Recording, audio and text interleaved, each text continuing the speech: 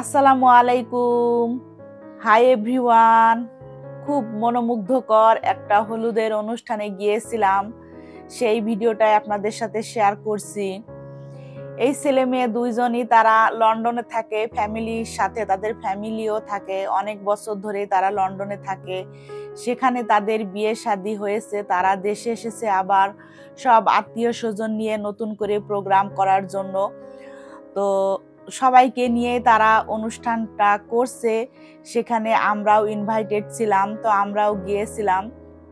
এই ফ্যামিলিটা জার্মানিতে থাকে, তারা এসেছে এই বিয়ে উপলক্ষে। প্রথমে আমি ভেবেছিলাম যে মেয়েটার বিয়ে হয়নি, পরে দেখি 3টা বাচ্চা, খুবই সুন্দর।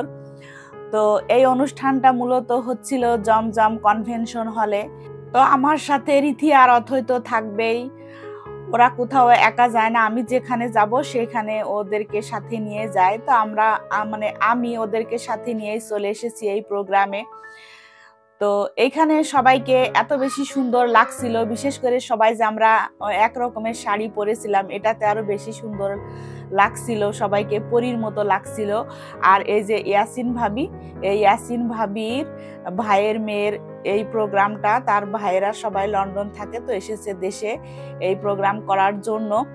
তো এখন সবাই একটু ফটোশুটও করে নিচ্ছে, কারণ এইগুলো স্মৃতি হিসাবে থেকে যাবে। তারা যখন দেশের বাইরে আবার চলে যাবে সেগুলো স্মৃতি হিসাবে বারবার দেখতে পাবে, তার জন্যই মূলত আসলে ওনারা এতগুলো আয়োজন করেছে।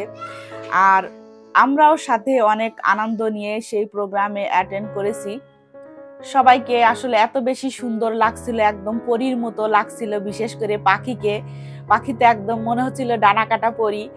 তো আসলে ভালো লাগছিল সবাই অনেক আনন্দ নিয়ে আমরা অনুষ্ঠানটা উপভোগ করছিলাম। একদিকে তো নাচ গান চলছে, অন্যদিকে খাবার শুরু হয়ে গিয়েছে। তো আমরা বসে গিয়েছিলাম খেতে, মরক পোলাও দিয়েছিল আর সাথে ছিল গরুর মাংস।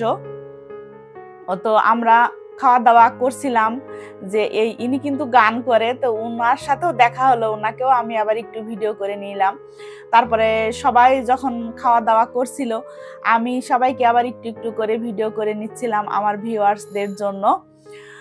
তো খাবারটা অনেক মজার ছিল, মরক পোলাওটা বিশেষ করে খুবই ভালো লাগছিল, খেতে সুস্বাদু ছিল। আর এখানে খাবার ছিল অ্যাভেলেবেল, যার যতটুকু প্রয়োজন সে ততটুকু নিয়ে খাবে। আর এই যে একদিকে নাচ গান চলছে, সবাই উপভোগ করছে, আবার আরেকদিকে খাওয়া দাওয়া চলছে, কেউ গল্প করছে। তো আমরা খাওয়া দাওয়া শেষ করে সেই নাচ গান উপভোগ করছিলাম, ভালো লাগছিল। তো অনেকে অনেক খুশি ছিল, অনেক ভালো লাগার মধ্য দিয়ে আমাদের এই হলুদের অনুষ্ঠানটা শেষ হলো আর কি। তো এটা আসলে স্মৃতি হিসাবে থেকে যাবে।